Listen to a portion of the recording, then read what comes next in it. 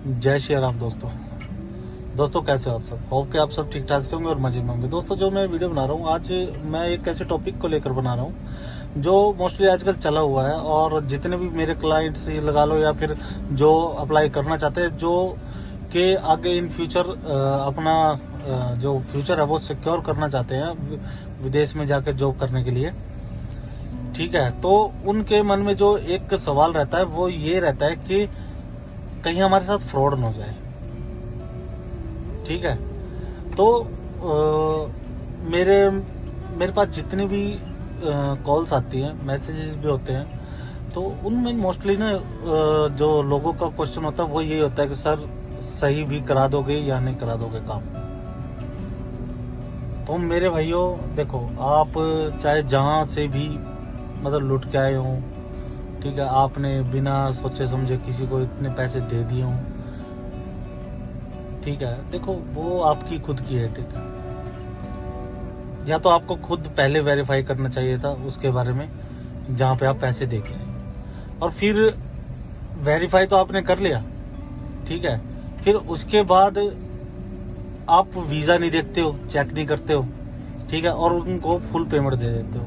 फिर जैसे आप अपनी फ्लाइट भी करा लेते हो, फिर आप एयरपोर्ट पे जाते हो, तो जब आपका बोर्डिंग पास लेने का टाइम आता है तो वहाँ जाके आपको पता चलता है कि आपका जो वीज़ा है वो है जाली, ठीक है, उसकी कोई वैल्यू है नहीं। तो फिर आप दोबारा उनके पास कॉल करते हो और फिर उनके नंबर आते हैं बंद। तो मेरी आपसे हाथ जोड़ के यही प्रार्थना है कि देखो, मेरे पास कॉल करने से अच्छा है कि आप पहले से ही एक वेरीफाई बंदे के पास अपना काम कराओ। मैं ये नहीं कहता कि मेरे पास कराओ, ठीक है, लेकिन एक अच्छे बंदे से अपना काम करवाओ जो कि आपका काम करके दे सके, ठीक है, और उसके बारे में अच्छे से जान पहचान कर लो, ठीक है, कहीं वो आपके साथ फ्रॉड ना करते। देखो, हम सिर्फ अपनी गारंटी ले सकते हैं। लोग हमसे कहते हैं सर मेरा पैसा वहां पे फंस गया। देखो, हम रिकवरी वाले नहीं है, ठीक है, हम ना मैं कोई रिकवरी एजेंट हूँ।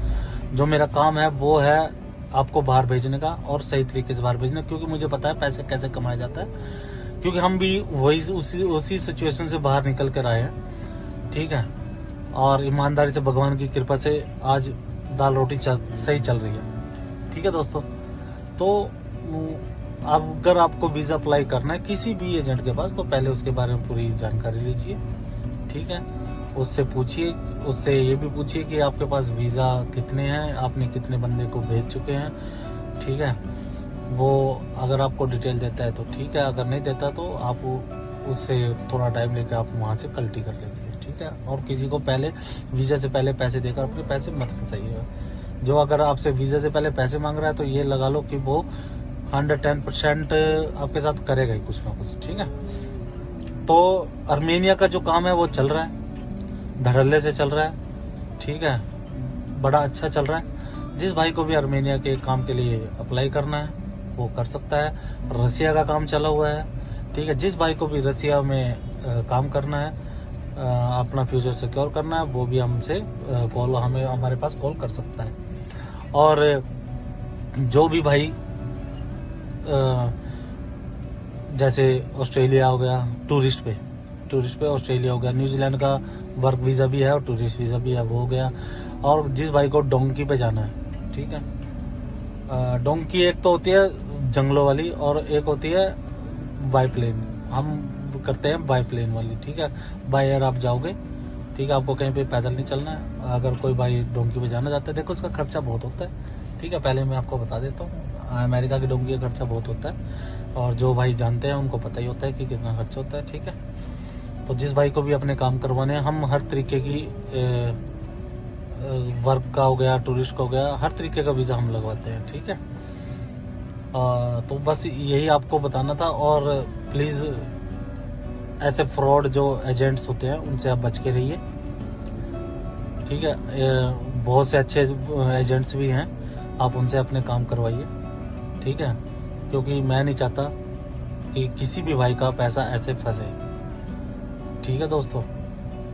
देखो, आप इस चीज़ के खुद जिम्मेवार होते हो अगर आप बिना जान पहचान के किसी को भी ऐसे ही पैसे पकड़ा देते हो, क्योंकि कई बार ऐसा होता है जो छोटे बच्चे होते हैं, छोटे बच्चे का इन द सेंस के जो 18-19 साल के होते हैं वो सोचते हैं कि हमने कौन सा कमाया, पापा के पैसे ऐसे दे देते हैं बिना सोचे समझे, ठीक है। उनके पेरेंट्स भी दबाव में आके उनको दे देते हैं पैसे कि चलो कहीं बच्चा उल्टा कदम ना उठा ले, इसको बाहर तो भेजना ही है। तो फिर वहाँ ऐसा होता है कि उनके पैसे फंस जाते हैं, ठीक है। तो ठीक है दोस्तों, इसी के साथ अपने भाई को इजाज़त दीजिएगा और प्लीज़ अपने भाई के चैनल को सब्सक्राइब जरूर कीजिएगा। अगर किसी भाई को कुछ भी पूछना है एनी टाइम, ठीक है, रात को छोड़ के भाई प्लीज़, मैं दोबारा फिर बोलता हूँ, रात को भी बहुत सी कॉल आती है, ठीक है, और मैसेज आता है। चलो मैसेज का तो ऐसा है कि हम सुबह भी रिप्लाई दे सकते हैं, लेकिन रात को प्लीज़ कॉल ना कीजिए। और मुझे लगता है कि आज तक मैंने किसी भाई का भी रिप्लाई ना दिया हो। अगर कोई कुछ पूछना चाहता है तब भी हमने उनको अच्छे तरीके से गाइड किया है, ठीक है। आप पूछ सकते हैं, लेकिन जो ज़्यादा सियाना बनता है वो प्लीज़ कॉल भी ना करें, क्योंकि हम ढेर सियाने हैं, ठीक है। तो इसी के साथ अपने भाई को दीजिए इजाज़त। जय श्री राम।